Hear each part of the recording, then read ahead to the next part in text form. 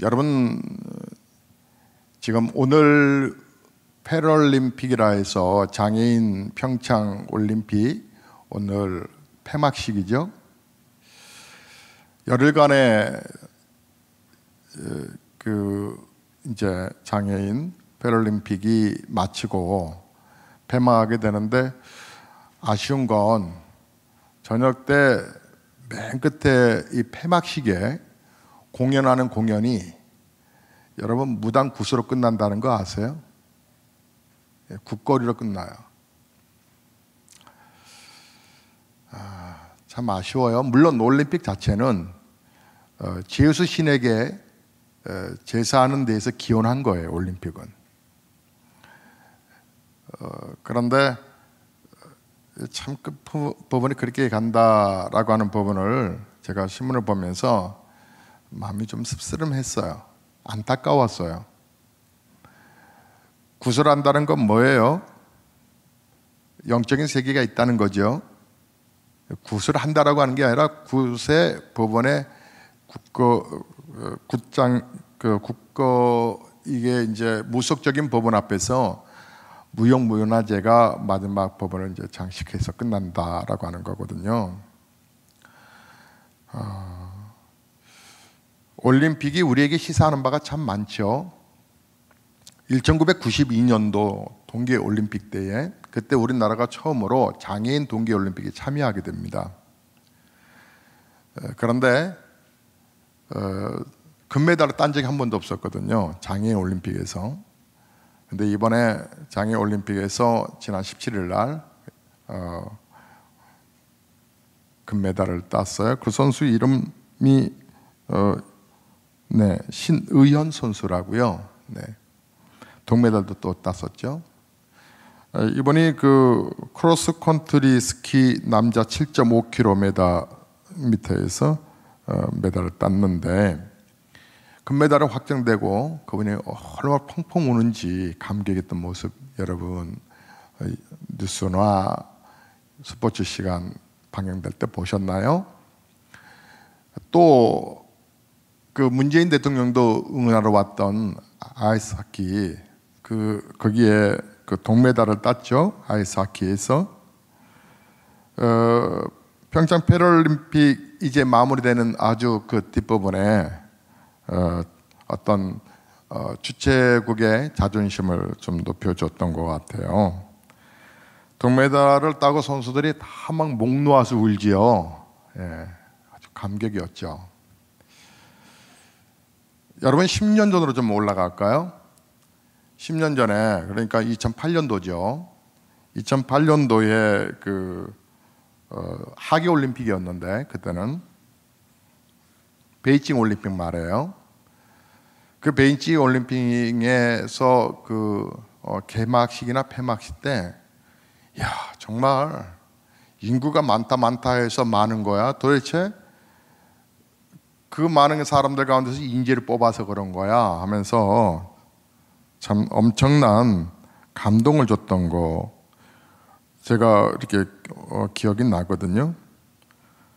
중국이 자기들의 힘을 온 세계에 과시하는 욕망에서 나온 작품이다라고 생각이 드는데, 그런데요, 여러분, 시간 지나니까 그렇게 기억이 잘 안 나죠. 좀 더 올라갈까요? 30년 전으로 올라갈게요.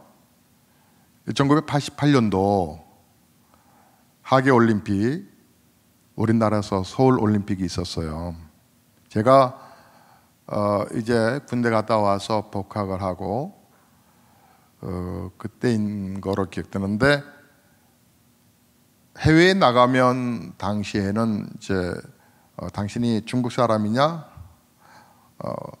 아니면 일본 사람이냐, 아니면 먼저 묻는 말이 그럼 북한 사람이냐, 세계에서 그렇게 물었다고 그래요.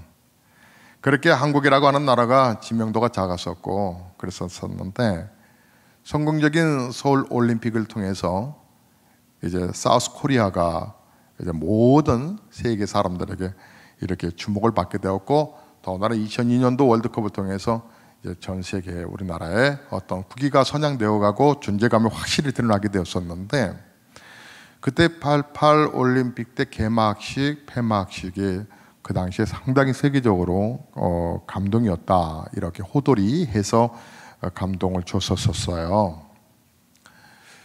제가 그 올림픽 이때 한번 좀 봐야지 하고, 그때 서울 올림픽 때는 뭐 공부하는데 정신없고 알바하느라고 정신없어서 참석을 못했지만, 다음에 우리나라에서 하면 꼭 가야지 해서 동계 평창 올림픽을 갔다 왔었어요. 폐막하기 2, 3일 전에. 역시 현장 감은 참 감동이더라고요. 그러나 여러분, 그것이 계속 우리 머릿속에 그리 남지는 않아요. 여러분이 감동받았던 거 혹시 영화 보고 지금도 여운이 남아있는 그런 감동적인 영화 혹시 한번 떠올려 보실래요? 저는 배너가 그렇게 감동이더라고요. 이제 막 그 피부병인 그 한센병에, 그런데 그 하늘에서 비가 내리는데 그 회복이 되어 가잖아요, 배너의 가족들이. 그리고 물론 뭐 말 경주 막 이렇게 도는 그런 부분도 있지만, 참 배너라고 하는 영화가 그래서 모든 상들을 다 휩쓸었죠. 자, 그 상에 버금가는 또 하나의 영화가 있었으니 타이타닉이라고 하는 영화인데, 여러분 많이 보셨죠? 예, 그 음악 연주할 수 있는데 우리 그쵸? 연습했었죠, 그죠? 타이타닉 혼자도 가능한데, 그죠? 예. 그 음악이 심금을 울리죠. 자, 그럼 이제 여러분에게는 개인적으로 살아오시면서 어떤 게 그렇게 감동이세요? 다시 재반복, 다시 돌이켜도 감동적인 거, 식지 않는 감동이 여러분 얼만큼 있으세요? 저에게도 있어요. 목사여서 하는 얘기가 아니고 정말 있어요. 피상적인 얘기가 아니라, 진부한 얘기가 아니라 바로 십자가거든요. 십자가는 저를 늘 감동케 합니다. 여러분, 그 어느 영화가, 그 어느 스포츠가, 그 어느 무대가 우리 삶 속에서 그렇게 강렬하게 감동을 식지 아니하게 수십 년간을 계속적으로 유지시켜 줄 수 있는 것이 있을까요? 여러분, 우리 기독교의 십자가의 사건은 2000년 전의 이야기거든요. 2000년 전에 있었던 사건이 왜 지금 2000년이 지난 지금도 이렇게 가슴속에 이렇게 뛸까요? 바로 십자가 안에는 생명이라는 것이 담겨져 있기 때문인데, 여러분은 어떠세요? 여러분, 오늘 목사가 십자가에 관한 설교와 새벽 부흥회의 제목을 딱 잡으면 여러분, 목사 새벽기도 나오라 하나 보다 감 잡으셨죠? 우리가 십자가에 대한 설교가 평창 올림픽 개막식, 폐막식보다 더 감동적이고, 그 어떠한 보았던 여러분이 영화보다도 더 감동적인 거, 여러분, 제가 이렇게 고백하고 싶은데 여러분은 얼마나 동의하실지 모르겠어요. 뭐 십자가가 그렇게 감동이어서 이 얘기를 하시나? 여러분, 십자가의 감동을요, 성경에는 하나님도 숨죽이셨대요. 예수님 십자가 지실 때 하나님도 침묵하셨다고요. 천사도 숨죽이고요. 십자가, 온 인류에게 구원의 문이 열린 사건이거든요. 그래서 2000년이 지나도 지금도 쇠하지 않았고요.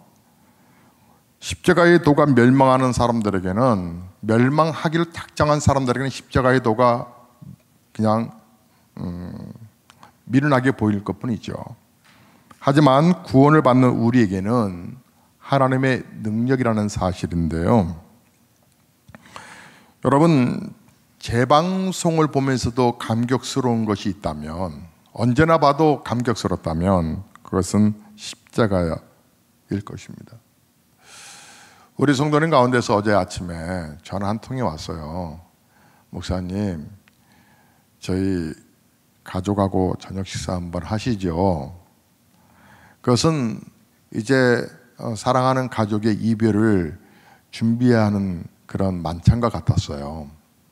형제들, 가족들 다 모이는데, 목사님, 모셔서 함께 아버지 세상 떠나시기 전에 식사하고 싶어요. 그날 웬만하면 그날 어떤 계획된 일들은 제가 이렇게 거의 미루거나 아니면 다음에 하시죠 라고 하는 편이에요. 목회 계획도 있고 그래서.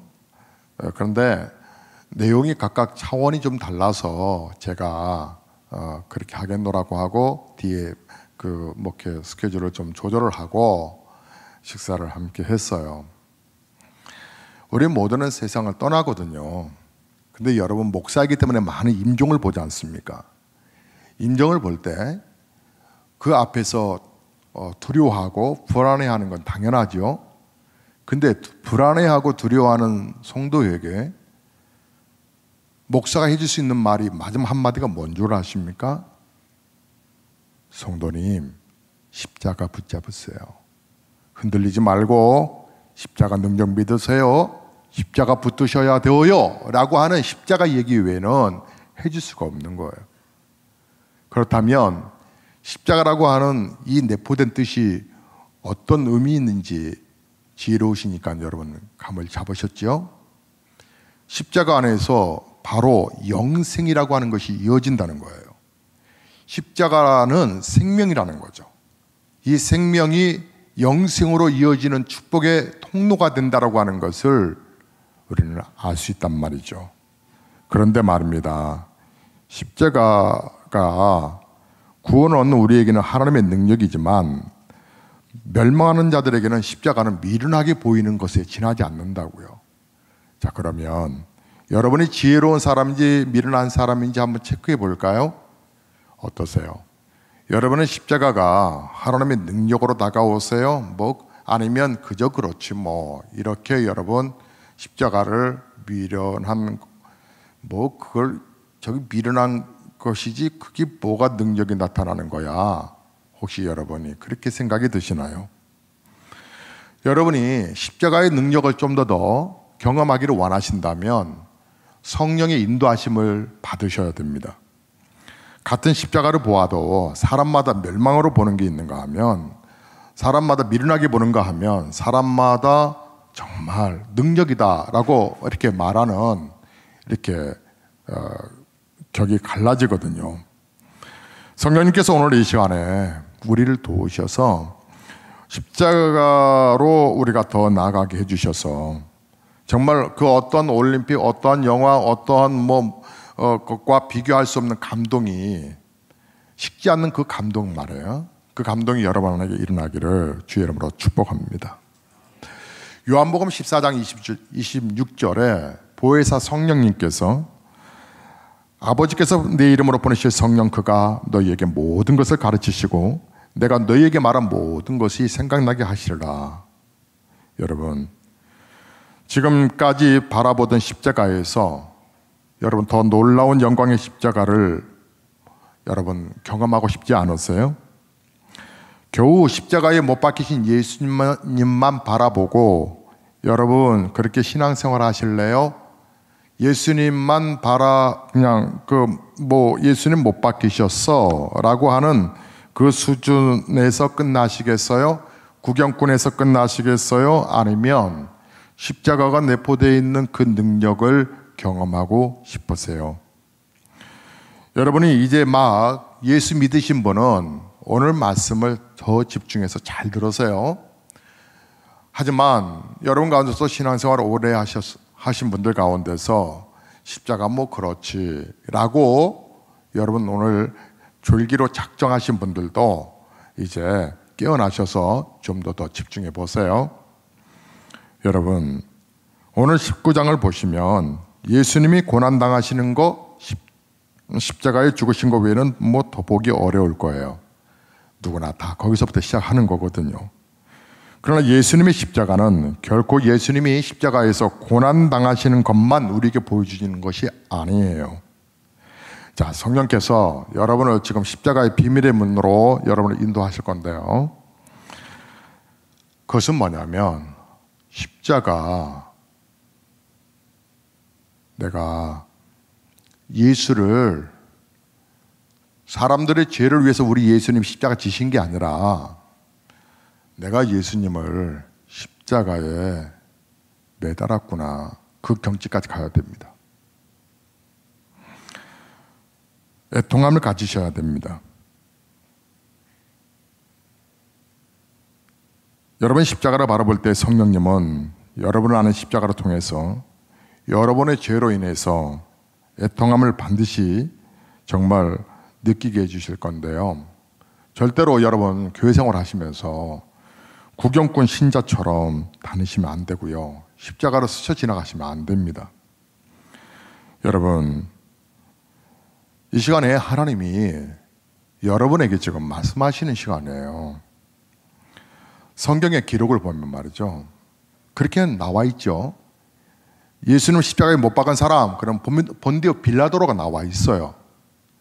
그리고 이 본디오 빌라도가 예수를 십자가에 못 박게 된 계기가 뭐냐면 유대인들이 저 예수를 십자가에 못 박으라고 소리를 쳤어요. 나는 아무리 조사를 해봐도 예수가 십자가에서 죽어야 할 그 형벌의 죄과를 모르겠는 거예요. 근데 여러분, 아파트 공화국이라고 여러분 아시죠?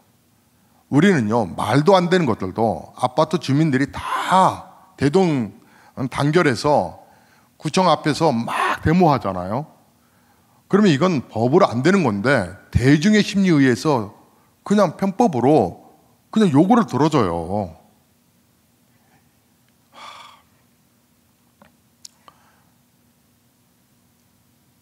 옛날도 마찬가지였던 것 같아요.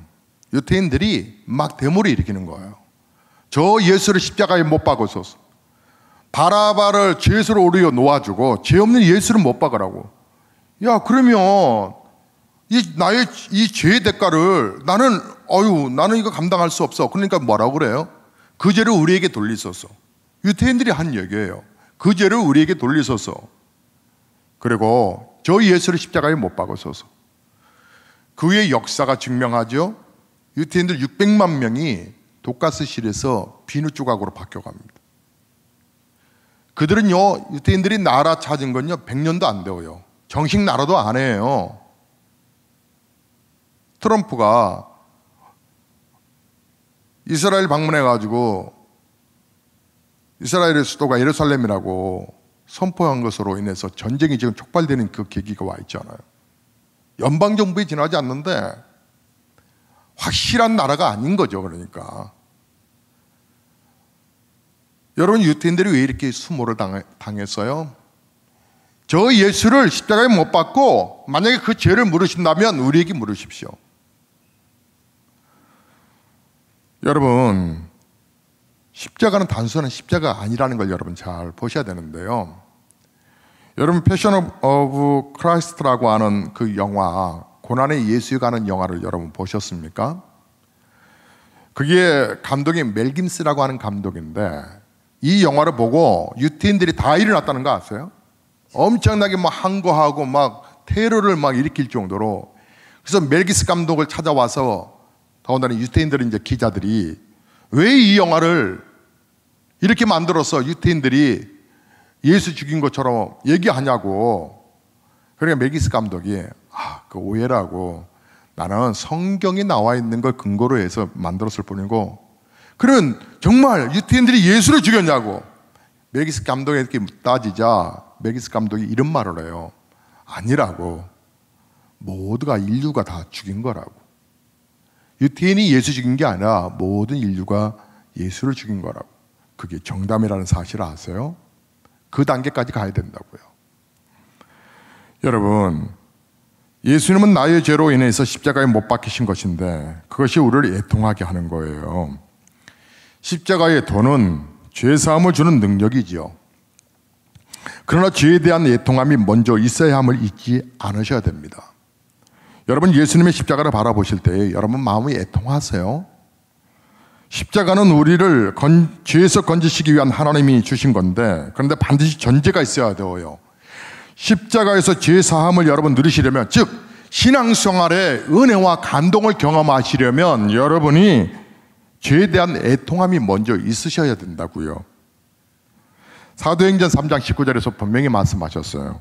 회개하고 돌이켜 너희 죄 사함 없이 함을 받으라. 예수님의 십자가의 놀라운 역사는 여러분 애통한 사람에게만 십자가의 능력이 나타나는데 십자가를 바라보시기만 하시겠어요? 십자가를 능력을 경험하시기를 정말 원하세요? 마태복음 4장 17절에서 예수님께서 말씀하셨어요. 회개하라, 천국이 가까웠다고. 회개가 먼저 중요해요. 여러분, 칸느 영화제 여우 주연상을 받은 영화가 하나 있는데, 우리나라 영화 가운데서 밀양이라고 하는 영화가 있어요. 혹시 그 영화 보신 분 한번 손들어 보세요. 예. 여러분 많이 보셨어야 제가 설명이 쉬운데, 안 보신 분들만 한번 손들어 보세요. 예. 설명이 필요해요. 제가 설명을 할게요. 간단하게만 할게요. 여러분, 그 영화가 우리 성도 가운데서 2년 전에, 이제 횟수가 바뀌었으니까 3년 전에 저에게 목사님 밀양이라고 하는 영화 보셨어요? 그러셨어요. 정말 봤거든요. 그게 기독교예요? 이렇게 저한테 물었어요. 여러분, 그 영화는요, 우리 기독교인들의 사실 자화성을 정확하게 보여주고 있는 영화예요. 잘못된 신자의 모습을. 무슨 말이냐고요? 영화의 내용이 이래요. 전도연이 여주인공으로 나오죠. 남편이 갑자기 이제 사별을 하고 남편의 고향인 밀양으로 갑니다. 제가 밀양을 갔다 온 적이 있었거든요. 왜 갔냐면 제 아는 지인이 어머님이 돌아가셨다 그래서 문상을 갔었어요. 법조인인데 밀양이 고향이어서 밀양을 가서 택시를 타고 그 장례식장을 가는데 기사님이 저한테 딱 감을 잡고 밀양 처음 오셨죠? 그러더라고요. 그래서 제가 뭐라고 그랬게요? 기사님 뺑뺑 돌지 마세요. 그랬어요. 택시비 나오게 뺑뺑 돌지 마세요 했더니 막 웃어요. 밀양 영화제 한번 보실래요? 그쪽 골목 지금 있는 그대로 그 세팅, 그 장소래요, 영화. 그래서 아니요, 영화에서 봤어요. 바로 가주세요. 친절하시더라고요. 영화의 주인공이 아들 하나 남겨진 아들하고 고향으로 내려와요. 그래서 어떻게든 간에 막 살아가려고 살아가는데 아들이 어느 날 학원에 갔는데 돌아오지를 않아요. 며칠 지나서 아들의 변사체가 발견돼요. 정말 이걸 어떻게 표현해야 되냐고요.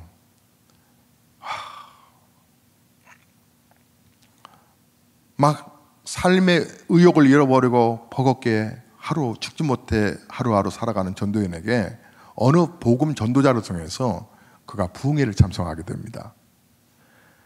그곳에서 하나님을 만나요. 전도연이가 하나님을 만나고 용서가 뭔지, 내가 십자가 앞에서 내가 죄 사함 받아서 내가 하나님의 자녀가 된다라고 하는 것이 너무나 감격스러워서 나도 용서해야지. 근데 그의 마음속에 원한으로 사로잡혔던 자기 자식을 죽인 사람이 누구냐면 나중에 발견됐는데 바로 학원의 원장이에요. 봉고차를 운전하면서 가는 조그만 학원의 원장이 자기 아들을 죽인 거예요. 용서할 수 없는 이 분노. 그런데 십자가를 통해서 예수를 만나고 그를 용서하기로 다짐을 합니다.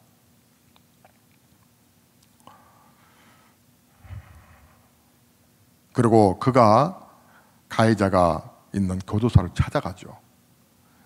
교도소를 찾아갔는데 면회를 신청하고 떨리는 마음에 이제 만나지요. 그리고 그 가해자에게 말을 합니다. 전도연이. 하나님께서 저에게 당신을 용서하라고 그러십니다. 당신을 용서하겠습니다. 그러자 가해자였던, 살인자였던 그 남자가 편안한 표정과 그 목소리로 이렇게 말을 합니다.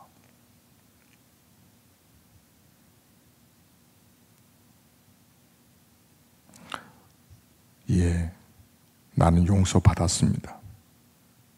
하나님께서 직접 나의 모든 죄를 다 용서해 주셨죠.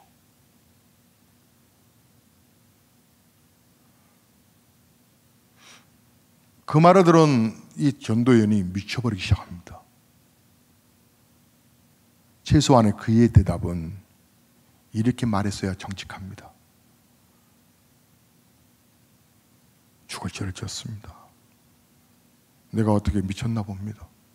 당신의 귀한 자식을 내가 죽였습니다. 죄의 대가를 달게 받겠습니다. 용서하시기가 어렵지만 용서해 주신다니 감사합니다. 정말 죽을 죄를 지었습니다. 그렇게 말해도 시원치 않은데 나는 이 사람에게 정말 용서라고 하는 용서를 어렵게 말을 꺼냈는데 벌써 용서를 받았다고? 네가 내 자식을 죽인 네가 밑에서 뛰어나와서 그가 막 미쳐버립니다. 막 오열을 하고 막 미쳐버리는 액션이 있습니다. 내 자식을 죽인 네가 믿는 하나님이 너를 용서했다고?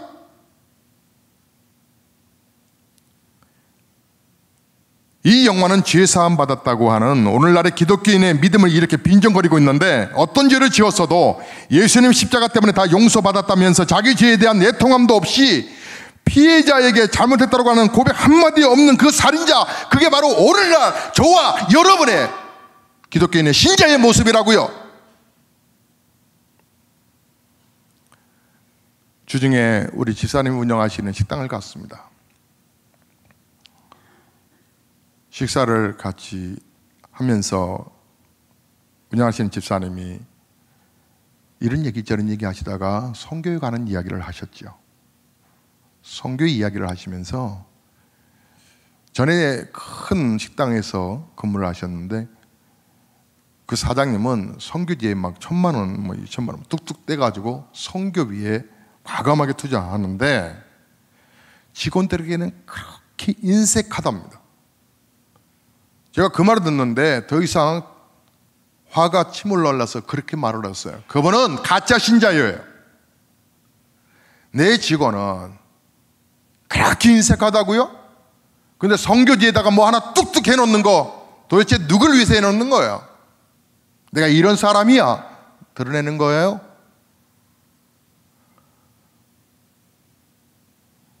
여러분, 오늘날 여러분 십자가 앞에서 여러분 가슴을 쥐어 뜯으면서 자기 죄를 눈물로 회개해 본 적이 없이 죄를 반복해 져가면서 하나님 없이 그렇게 내가 살아가면서 단순히 예수가 내 죄를 위해서 죽었으니 나는 용서받았어, 교리를 지적으로 동의하면 지옥에서 천국으로 건너뛸 줄 아는, 여러분 그렇게 기독교가 값싼 종교인 줄 아세요? 교회에 와서도 왜 십자가가 의미가 있는지를 알아보거나 아니 더 진중하게 의미 있게 다가서려 하지 않는 신자들, 십자가의 복음을 곡해한 거, 결코 그건 십자가의 복음이 실상 없는 거예요. 물론 맞아요. 예수님의 십자가는 우리를 어떤 죄에서도 다 건져내는 능력이시지요. 그러나 죄에 대한 진정한 회개가 있는 자에게 십자가의 복음이, 복음의 능력이 그에게 역사하는 거지, 내가 애통하는 마음 없이 십자가를 바라보고 죄에 대한 철저한 회개 없이 복음에 대한 믿음이 성경에서 얘기하는 그 믿음이 아닌 거예요. 교회를 와서 조는 이유가 뭔지 아세요? 간밤에 나를 세워서 조는 것도 있겠지요. 육체적인 피곤함, 또 잠을 못 주무셔서 그런 것도 있을 거예요. 병적으로, 그러니까 불면증으로 못 주무셔서 그런 것도 있겠지요. 근데 그냥 그런 거 없어요. 제대로 잤어요. 그런데도 교회 예배 시간 설교가 시작되면 잠이 오다가 신기하게도 설교가 끝나면 자동적으로 눈이 떠진다는 거죠. 여러분 언제까지 반복하실 거예요? 어쩌다 한번 해야지. 그건 왜 그러냐면 십자가는 아는데 십자가의 능력을 경험하지 않아서 그래요. 오늘날 교회들이 이게 문제예요. 십자가는 안 돼요. 여러분 구세군 아시죠? 연말에 이렇게 자선 냄비 빨간 옷 입고 종치는 구세군의 창설자가 윌리엄 부스라고 하는 사람인데, 윌리엄 부스에게 1세기 전에 물었어요. 앞으로 기독교는 어떻게 되겠느냐고. 그때 그가 하는 말이, 앞으로의 기독교는 거듭남 없이, 그러니까 번어게인 새 생명으로 거듭남 없이 구원을 선포하는 기독교, 회개 없이 죄의 용서함을 말하는 기독교가 될 것이고 자아중심적인 기독교가 될 것이라고 그렇게 내다봤어요. 여러분이 정말 성령의 인도하심으로 십자가에 더 가까이 나아갔다면 여러분은 십자가 앞에 애통함 없이 여러분 바라볼 수가 없어요. 마태복음 3장 7절과 10절에 보면 바리새인과 사두개인들이 세례를 받으러 나왔을 때 세례 요한이 그들을 책망하며 말을 해요. 이 독사의 자식들아, 누가 너희를 가리켜 임박한 진노를 피하라 하더냐? 회개에 합당한 열매를 맺으라. 속으로 아브라함이 우리 조상이라고 생각하지 말라. 내가 너희에게 이르노니 하나님이 능히 이 돌들로도 아브라함의 자손이 되게 하시리라. 이미 도끼가 나무 뿌리에 놓였으니 좋은 열매를 맺지 아니하는 나무마다 내가 찍어버리리라. 회개의 열매가 없고 내 죄에 대한 애통함이 없이 예수님 나를 구원해 주셨을 것이다, 내 죄 사함 받았어 하고 교회 다닌다고 해서 천당 가는 게 아니라고요. 여러분, 지금 사순절이라 하는 얘기는 예수님이 십자가에 죽으시기 전에 40일 동안 경건하게 보내고 고난의 주님과 함께하는 시간들을 말하는 거거든요. 여러분은 지금도 십자가 바라볼 때 여러분의 죄로 인해서 진정한 애통함으로 십자가를 바라보세요? 아니면 우리 인류를 위해서 우리 예수님 십자가 지셨대 교리적으로 여러분 받아들이세요? 어떤 사람이 전도를 받고 양육을 받고 세례를 받았는데 그에게 물었어요. 예수님을 믿고서 무엇을 배웠냐고 하니까 그분이 잠시 생각하시더니 눈물을 배웠습니다. 눈물을 배웠습니다. 그 말이 진짜예요. 내가 거듭나면요, 눈물을 먼저 배워요. 눈물을. 십자가로 가까이 갈 때 성령님께서 죄로 인한 애통함을 우리에게 부어주시죠. 여러분, 오늘 본문은요 그런 얘기예요. 예수님이 아무 말씀을 안 하세요. 그러자 빌라도가 내가 너를 놓아줄 권세도 있고 너를 십자가에 처형시킬 그런 권세도 있는데 말해봐. 너가 하는 말에 따라서 내가 결정할 테니까. 그게 10절이에요. 그러자 우리 예수님께서 11절에 뭐라 하셨냐면 착각하지 말라는 거죠. 그것은 하나님 위에서 하나님이 나에게 십자가 져라, 그래서 내가 십자가 지는 거라고 하는 얘기거든요. 이게 무슨 말이냐고요? 여러분, 오늘 본문에 여러분이 이해하시려면 이사야서 50장의 말씀을 여러분이 생각이 나셔야 되는데, 이사야서 50장 4절과 7절의 말씀을 보면 아버지와 아들의 대화가 나와요. 이런 거예요. 쉽게 말하면 아버지가 어느 날 아들에게, 장성한 아들에게 이런 말을 합니다. 사람들이 너를 때리면 돌아서지 말고 맞아야 돼. 사람들이 너 수염을 뽑으면, 유태인들은 다 수염 기르잖아요. 이렇게 성인들은 다 나오죠. 너 수염을 막 쥐어 떠들 때 너 피하면 안 돼. 저항하지 말고 내 뺨을 통째로 맡겨. 사람들이 내 얼굴에 침을 뱉거든. 절대 얼굴 돌리지 마. 그 수욕을 받아. 그냥. 여러분, 도대체 이게 제정신이에요? 그런 아버지가 어디 있어요? 저는 우리 자식에게 그 얘기를 해주라면 저는 성경책 부담스러워서 던질 것 같아요. 그런 말이 어디 있어요? 말 같지도 않은 말인데. 뭐 내 자식이 무슨 뭐 종이에요? 뭐 북이에요? 뭐 누구나 쳐도 되는 거예요? 누구나 그냥 이렇게 우습게 여겨도 되는 거예요? 그런 아버지가 어디 있겠어요? 그런데 성경에는 그것을 강조를 해요. 그 50장 4절에 보면 이렇게 기록되어 있죠. 아침마다 깨우치시되 나의 귀를 깨우치사 학자같이 알아듣게 하시도다. 그러면서 이 아들이 아버지의 말을 알아들었다는 거예요. 5절과 6절에 내가 거역지도 아니하며 뒤로 물러가지도 아니하며 나를 때리는 자들에게 내 등을 맡기며 나의 수염을 뽑는 자들에게 나의 뺨을 맡기며 수욕과 침뱉음을 피하려고 내 얼굴을 가리우지 아니하였느니라. 자, 이 아들이 이렇게 순종하더라 이 말이에요. 순종할 수 있었던 것은 하도 그 말씀을 많이 들었기 때문에 아마 얼굴이 철판보다 더 두꺼워져서 그랬을까요? 하도 많이 들어서 말 같지도 않은 말에 순종했다라고 해요. 7절 말씀에 보면 내가 부끄러워 아니하고 내 얼굴을 부싯돌같이 굳게 하였은즉. 여러분, 이게 십자가가 이렇게 가슴으로 와닿기 전에는 이 말씀을 정말 이해할 수 없는 내용이에요. 이 말이 곧 뭐냐면 이 아들은 곧 예수를 말하는 거고, 이 아버지는, 이렇게 말한 아버지는 하나님을 얘기하는 거거든요. 하나님이 인류의 죄를, 즉 저와 여러분의 죄를, 죄의 싹은 사망이거든요. 다 죽어야 되는 거예요.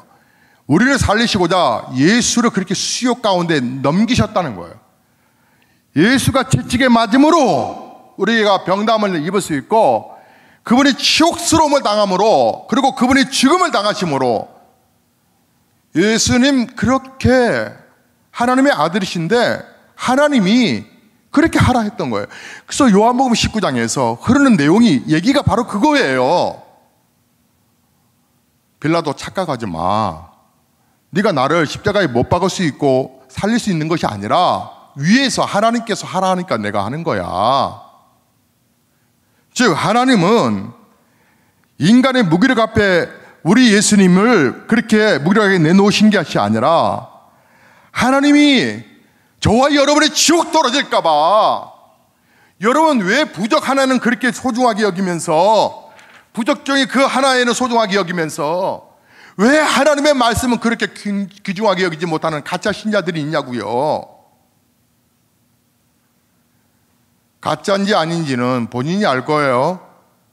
만약에 스스로가 내가 가짜라고 생각하면 여러분 통일의 십자가로 올라오셔야 되는 거예요. 에이 뭐 그래 내 정체성 드러났네 하고 개판으로 살면 안 돼요. 여러분, 십자가가 뭐냐면 여러분을 살리는 마지막 산소와 같은 거예요. 하나님이 창세기 3장 15절에 여인의 후손을 통해서 구원을 완성하겠다라고 했던 그 메시아가 오신 사건이죠. 바울은 이 얘기를 우습게 여겼었어요. 근데 정말 그 예수를 만났네요. 만나고 나서 그가 갈라디아서 6장 14절에 이렇게 말을 하는 거예요. 나는 십자가 외에 그 어떤 것도 자랑하지 않겠노라고. 안에 하나님께서 자랑하는 그 모든 것들을 다 금지시켰다고. 그가 하는 얘기가 뭐예요? 내가 귀중하게 여겼던 것들을 이제 다 놓아버리겠다는 거예요. 배설물로 여겨버리겠다는 거예요. 가치가 없다는 것이 아니라 예수보다 더 나를 능력으로 사로잡는 것이 없다는 얘기죠. 우리는 십자가에서 그 애통함으로 그분을 만난 적 없어요. 그리고 십자가에 대해서 평가를 하지요. 그리고 교회에 대해서 판단을 하지요. 그리고 성경에 대해서 평가를 하고 기독교에 대해서 그냥 갈기갈기 해부를 하지요. 내가 예수 십자가의 그 감격을 애통함으로 경험해 본 적이 없이 말해요. 저는 고등학교 2학년 때 주님을 만났어요. 인격적으로 만났어요. 물론 그전에는 초등학교도 교회 다녔었고 중학교도 교회 다녔었죠. 그래서 뭐 예수 믿으면 구원 받는다니까 구원 받는 줄 알았어요. 왜냐하면 나는 예수님 믿어요 라고 고백하니까. 근데 정말 제 인격적으로 그분은 오셨어요. 저에게 말씀하셨지요. 그리고 저에게 방언의 은사도 허락해 주셨고, 하나님의 신비하고 지금도 감격스러운 그 은혜가 계속적으로 40년 동안 흐르고 있는 이유가 뭘까요? 십자가는 바로 생명이기 때문에 그런 거예요. 그 어떤 것도 저에게 감동을 준 게 시간 지나니까 다 잊어버려져요. 사랑하는 성도 여러분, 교회를 초신자 때는 그냥 다닐 수 있죠. 그냥 교회니까 다닐 수 있어요. 그런갑다 하고 습관적으로 다닐 수 있어요. 그러나 하나님은 식어진 나의 가슴을 용서치 않아요. 식어진 십자가를 보고도 감격하지 못한 그런 것을 원치 않았어요. 애통함이 있으세요? 주님의 십자가 바로 보시면서 여러분 눈물이 흐르시나요? 바울은 항상 예수의 죽으심을 짊어진다 그랬어요. 1207년 봄에 아시스의 프란치스, 그가 진정한 회심을, 정말 하나님을 살아계심을 경험하게 되는데, 말을 타고 시골을 지나가다가 그가 하나님과 대화하면서 이런 고백을 해요. 하나님, 제가 정말 하나님을 더 깊이 경험하고 싶어요. 알고 싶다라고 기도하는데 하나님으로부터 그런 음성이 들립니다. 그 프린세스한테 네가 정말 나의 뜻을 알게 된다면 지금 너에게 달콤했던 모든 것들은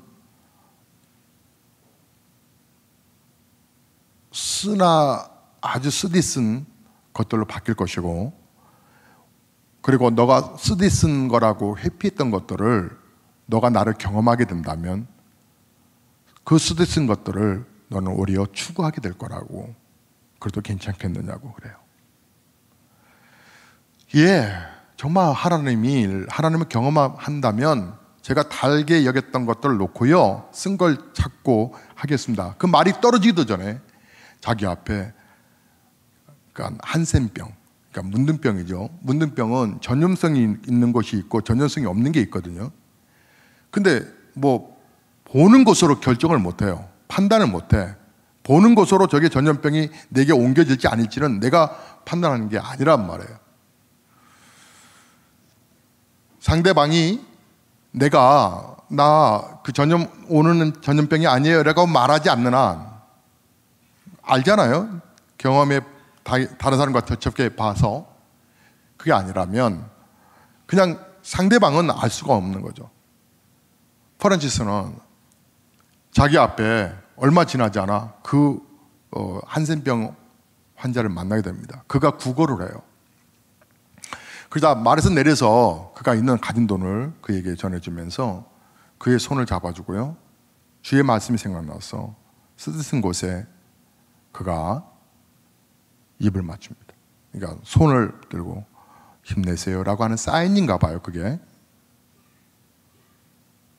도저히 상상할 수 없었던 자기 자신이 변해버린 악취가 나는 손가락에 입을 맞추고 말을 다시 올라타고 집으로 오는데, 전염됐다 안 됐다 그것은 그만두고 그렇게 자기 자신이 변한 것 앞에 그는 하나님이 말씀하신 것처럼 사랑했던 것들을 경멸하고 자기가 멸시했던 것들을 사랑하게 되었는데, 프란시스는 그날 글에 이렇게 남겨요. 인간이 거둘 수 있는 최고의 승리, 곧 자신에 대한 승리를 얻었다. 정확하게는 주님이 그를 이기고 최고의 승리자로 나를 세우셨다. 여러분, 예수님과 함께 죽고 예수님의 생명으로 살게 되는 체험은요, 바로 십자가 앞에서의 애통함이 있어야 되는 거예요. 십자가, 이것은 하나님의 작품이거든요. 여러분이 그 어떤 것들로도 감동을 여전히 생동감 있게 보여줄 수는 없을 거예요. 그러나 아세요? 우리가 고백하는 십자가 안에서 이 생동감이 계속 일어난다는 사실을. 여러분은 십자가를 바라볼 때 어디쯤 가 계세요? 십자가 더 가까이 여러분 나아가고 있는 중이세요? 아니면 스쳐가 버리세요? 여러분, 십자가가 여러분을 애통해 하는 눈물로 쏟아놓게 하십니까? 성령의 인도하심을 잘 받고 계시나요? 아니면 그냥 그렇지 뭐 사순절 새벽 기도에 나는 모르겠어, 무슨 새벽을 깨워, 늦게 요즘 일하는 시대에. 그리고 새벽 기도회를 교회 리더나 되니까 하는 거로 생각해서 여러분 치부해 버리세요? 아니면 새벽마다 여러분의 이름을 부르며 여러분을 기다리시는 주님의 음성, 그 음성을 여러분 들으려고 나오세요? 애통하는 눈물은 끝이 아니고요, 아직도 성령님의 놀라운 인도, 말할 수 없는 기쁨에 내 삶을 전체를 지배하는 그 기쁨이 있어요. 사랑하는 성도 여러분, 주의 음성을 좀 잘 들어보세요. 주님이 하늘의 평화를 우리에게 주시기 전에 우리에게 애통함을 먼저 요구하세요. 저는 우리 교회가 오늘 3부 예배 나오신 성도님들 정말 그런 교회 됐으면 좋겠어요. 저는 토요일 날 일찍 오신 오케스트라 때문에 일찍 오신 엄마들이 계세요. 불신자들이신데, 그러면 목양실에서 커피를 갈아서 내려서 갖다 드려요. 물론 커피 드시고 싶으시면 잠시 후면 카페에서 커피를 파니까 싼 커피를, 비싼 스페셜 커피를 싼 가격에 드실 수 있는 특혜가 있다는 걸 아시는지 모르겠지만 나중엔 커피는 드실 수 있겠죠. 그런데요, 전해드리고 싱거운 부담스럽지 않게 교회를 문턱을 낮추려고 애를 써요. 지금 이제 드디어 영어 도서관이 곧 개관이 될 건데요, 많은 준비를 했어요. 워낙 돈이 많이 들어가서 원했던 그 영어 부분은 방향성을 좀 틀었고요. 그래서 튼 김에 확 더 틀자 그래가지고 영어, 중국어, 러시아어, 일본어까지 다음 세대 아이들에게 구체적으로 가르칠 수 있는 방안을 곧 시작을 합니다. 물론 도서관은 여러 책들을, 좋은 책들, 우리 지금 또 제 목양실에 또 독서실에 기증하려고 또 큰 과일 박스에 2박스를 또 구입을 했는데요, 전체 이제 컴퓨터에 잘 이렇게 입력되고 나라에서 작은 도서관 전시가 허가를 받게 되면, 그러나 주중에 아이들 다음 4차 산업혁명의 교육적인 부분을 구체적으로 준비하고 있는 그런 교회로 나아갈 건데요, 그게 모든 기초는 뭔지 아세요? 그분들에겐 성급하게 다가가면 안 되니까 그냥 삶으로, 교회의 모습으로 십자가를 보여드리고 싶은 거예요. 그런데 우리 성도들이 애기 같을까 봐 걱정이에요. 불신자들 잘 섬겨서 그들이 하나님의 사랑을 느끼게 하는 건데 그들처럼 같이 애기가 될까 봐 걱정이라고요. 여러분은 교회 안에 귀한 성도잖아요. 주님의 십자가를 모르고 신앙생활하는 건 바보예요. 주님 앞에 더 가까이 오세요. 그리고 하늘의 평화를 누리면서 십자가의 영광에 내일 새벽기도에 여러분 다 나오세요. 목사님 지금 나와봤자 무슨 성경책 나 선물 안 줄 거잖아요. 성경책. 네, 맞아요. 돈 주고 사세요. 네, 33,000원이에요. 엊그저께 주문을 했어요. 교회로 오고 박아서 여러분이 다른 분들에게 또 증정할 수 있도록, 증정할 수 있는 공간은 빼고 이렇게 사인해서 교회에서 드릴 거예요. 오늘 병원에 입원할 권사님이 남편과 함께 기도받으러 오셨어요. 2부 예배 끝나고 간절히 기도해 드렸어요. 권사님께 제가 이런 말을 했죠. 권사님, 수술 잘 받고 목사가 병원 갈게요. 힘내시고 그리고 조금만 더 이리 와보세요. 그러니까 권사님이 연세가 드셨던 권사님인데 몸을 이렇게 굽으셨어요. 권사님 혼자만 들으세요. 물론 다 들려요. 이런 말을 했어요. 권사님께는 새벽기도 나오고 싶은데 병원에 입원해서 못 나오시는 거니까 제가 정상 참작해서 성경책 선물로 드릴게요. 그랬더니 권사님이 고개를 확 들더니 내가 그래서 목사님을 좋아하는 거예요 라고 하셨어요. 깜짝 놀랐어요. 깜짝 놀랐어요. 선물을 받고 안 받고의 문제가 아니고 내가 주님 사랑하는 거룩한 전으로 오는 거예요. 더불어서 봄에 목사님들이 신방을 합니다. 신방을 우습게 여기지 마세요. 예수 믿는 사람들은 주의 종을 모시는 걸 소중하게 여긴답니다.